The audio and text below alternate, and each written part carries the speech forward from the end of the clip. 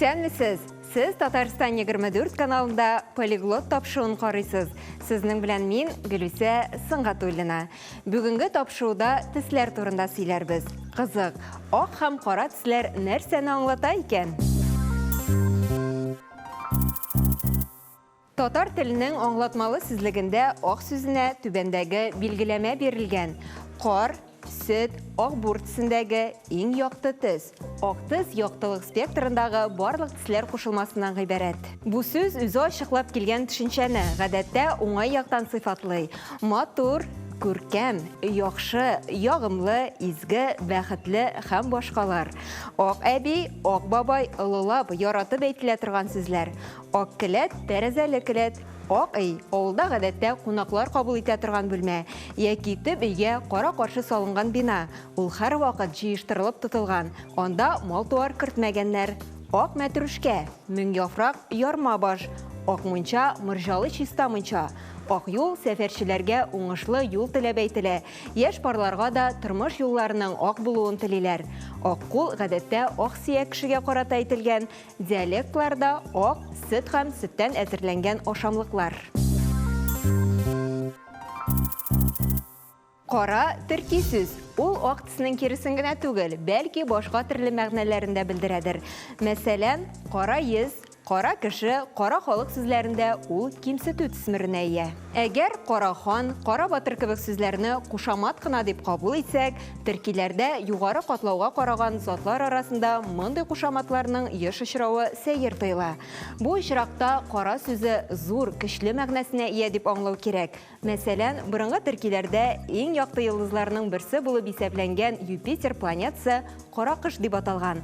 Бөркетнең кара кыш дип аталуы да аның кара тисенә түгел, бәлки зур һәм көчле булуына ишарә белән бәйләнгән. Кара кайгы, кара кан, кара моң, кара явым сүзләрендә дә шушы көчле мәгънәсе чагыла. Ләкин тискәре төсмер белән әй кара күз дигән җыр сүзләрендә исә кара сыйфаты матур мәгънәсенә тарта. Язу карасы Казым һәм Себер татарлары телендә сыя, сияг, гарәпчәдән шулай ук кара тисне белдерә. Ишмөхәммәтов сүзлекчәсендә язу карасы мәгънәсендә гарәпчә хибер сүздә теркәлгән. Моннан борынгы төркиләрдә дә беренче язу буявының кара тистә булганлыгы аңлашыла. Яктырак йолдыз янадыр, төн кара булган сайын дигәндә кара сүзе караңгы мәгънәсенә тарта. Кара көзнең иң пычрак салкын вакытлары. Ләкин монда да беренчел мәгънәсе төскә һәм караңгылыкка ишарәли дип уйларга була. Гаяз Исхакый кара сүзен негр, кара тәнле мәгънәсендә куллана. Ул былай дип яза: шунда ук Америкада ислам динен таратучы һәм шул юлда гомрен фида иткән һәм Американың 20 меңгә якын караларын мөселман иткән Америка мөфтие кара гарәп Сәйид Сани Мәҗит Мөхәммәд әфәндене очраттым. Кара елгасы Россиядә Төньяк Боз океанына кыя торган елга.